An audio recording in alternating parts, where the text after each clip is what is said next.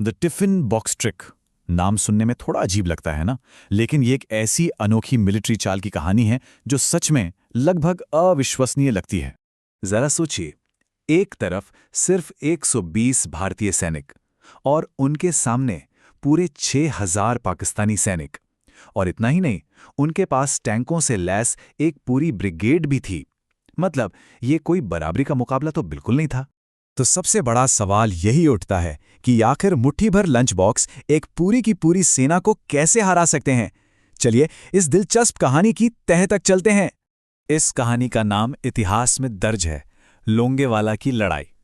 एक ऐसा टकराव जो इतना मुश्किल था कि जीतना लगभग नामुमकिन सा लग रहा था। तो जगह थी थार रेगिस्तान, लोंगेवाला के पास। यहां भारतीय सेना की एक छोटी सी कंपनी एक बहुत ही जरूरी चौकी की हिफाजत कर रही थी। उनका बस एक ही मकसद था, कुछ भी हो जाए इस चौकी को दुश्मन के हवाले नहीं करना है। पर चुनौती बहुत बड़ी थी। उनके पास सामान बहुत कम था, टैंकों से लड़ने के लिए कोई खास हथियार नहीं थे और हवाई मदद भी फौरन नहीं मिल सकती थी। हालात वाकई बहुत नाजुक थे।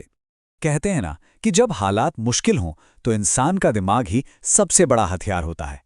और यहीं से जन्म हुआ एक ऐसे प्लान का जो जितना सरल था उतना ही धोखे से भरा हुआ था। इस प्लान का असली मकसद दुश्मन के दिमाग से खेलना था।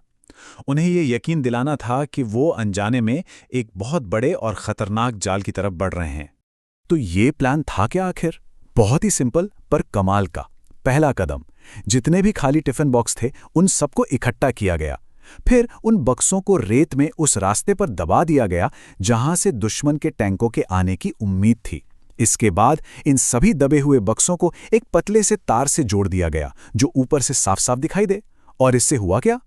इससे एक जबरदस्त भ्रम पैदा हुआ कि वहां एक बहुत बड़ी एंटी टैंक माइनफील्ड बिछी हुई है, जबकि असल में वहां एक भी असली माइन नहीं थी। इसी को सैन्य भाषा में कहते हैं साइकोलॉजिकल वॉरफेयर। मतलब ये जंग जमीन पर हथियारों से नहीं बल्कि दुश्मन के दिमाग में लड़ी जाती है। उनके मन में डर, शक और कंफ्यूजन पैदा करके उनका हौसला तोड़ना। ये असल में दिमाग की लड़ाई है।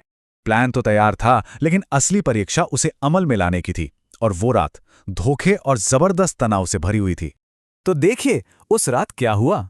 शाम ढलते ही पाकिस्तानी टैंकों ने भारतीय चौकी की तरफ बढ़ना शुरू किया।